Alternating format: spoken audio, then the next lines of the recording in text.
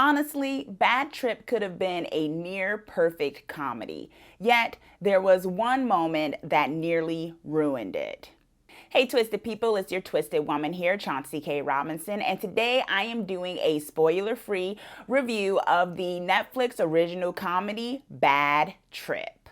From one of the guys that brought you Bad Grandpa, this hidden camera comedy follows two best friends as they go cross-country on a road trip full of comedic and inventive pranks, pulling its real-life audience into the mayhem. Bad Trip is a mixture between BORAT and Dude, Where's My Car? And I actually mean that in a good way. I found that the comedy here is silly and often gross at times, but that's exactly what it's aiming to be. But it mixes in what many people in mainstream may recognize with the BORAT comedy, which is, hidden camera, kind of playing on the sensibilities of people who aren't actors or anything like that. And they're just kind of in these situations that they find themselves in with the main characters as they act out things. And a big part of the comedy in this and in those kind of films comes from watching the reactions of the people who are unsuspecting when it comes to the pranks that are being pulled on them or the scenario that they find themselves in that they think is real. That's where the big part of the comedy comes from in this genre of comedy, and that's definitely the case when it comes to Bad Trip. So if you like that sort of thing, you'll love this movie for the most part because it definitely plays on that.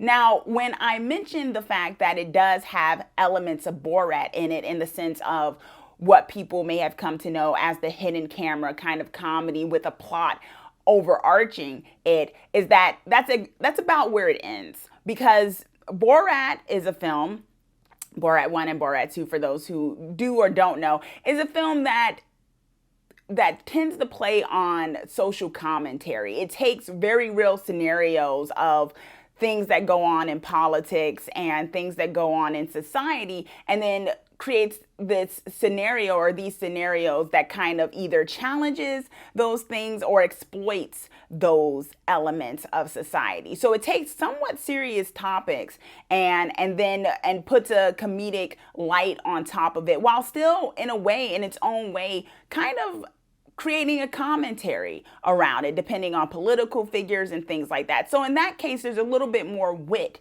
to it. Now, I wanted to set up that comparison to then say that you will not get that with Bad Trip. Bad Trip is not social commentary. Bad Trip is not full of wit in that regard. What Bad Trip does with the hidden camera element is that it create silly scenarios, random musical scenes, moments where there's a lot of jokes about the nether regions of people, gags, gross happenings to get the reaction out of the unsuspecting audience members who now find themselves within this film. That's what you're getting out of this. If you're looking for something that kind of tries to have some sort of element that is reflective of society and a deeper meaning, you're not going to get that here. But that's not necessarily a bad thing.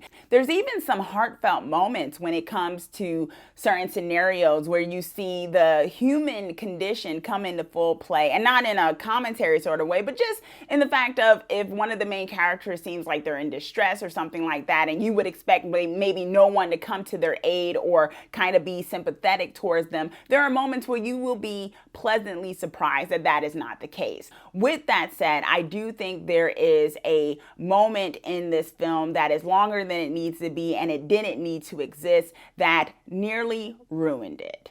Now, as a reminder, this is a spoiler-free review. I'm not, spoiling the plot devices or the ending or anything like that, but I do, in order to explain why this moment nearly ruined what was an overall funny, silly comedy, I do have to go into some detail on it. Basically, there's a low-hanging fruit sort of gimmick that happens in this film that involves a gorilla, a person going into a cage that holds a gorilla. It's not a real gorilla, of course.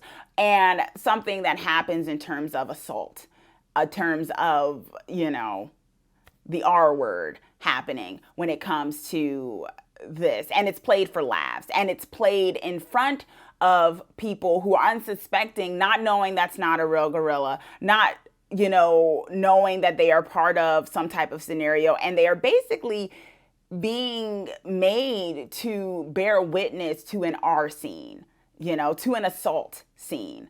I don't want to say the R word because, algorithms and all that, but that happens in this film, and it's played for laughs, and it's played repeatedly for laughs, and these people who are not suspecting of it are made to bear witness to it for laughs. The interesting thing about this movie is that it's not mean-spirited to the audience who find themselves having the pranks pulled on them, and that's what I really actually do appreciate about it, because not to compare it too much to BORAT, in a way, some of the people BORAT has in its film have a tendency to be, the joke's on them, right? The joke's about them and some of their beliefs, whether it's bigotry or racism or something like that, right? In this film, what I appreciated is that you had everyday people, a large amount being people of color, in this film, who the joke wasn't necessarily on them. It was, they were part of it and they were engaging in it, but it wasn't mean-spirited in making fun of those people, right? And I appreciated that. So, if you're someone who gets secondhand embarrassment watching things like that, it's not going to be as cringe as it could have been, right? Except in this moment that goes on for far too long, and it kind of comes out of nowhere, to be honest. It's like you see it coming, because you know that there's only one thing that can happen when this character goes into this cage that would be played for laughs, but it's such low-hanging, low-brow fruit when it comes to what didn't need to be. And I think it also calls into question what is considered comedic and what should and should not be played for laughs. And I am of the school of thought that I do not think that assault in that way should be played for laughs in any kind of scenario, even if the comedian it is being done to is in on it, because why?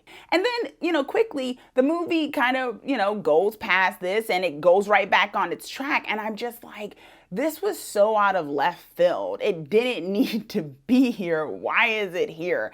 10 minutes after that scene, you're still kind of thinking about it, for better or worse. And I think that kind of overshadows the other lighter moments in this comedy. And for that, I really had to take it down a peg or two, almost feeling like it ruined the film. The triggers for Bad Trip are assault, bestiality, and heavy drug use. My final twisted grade for Bad Trip is a B-.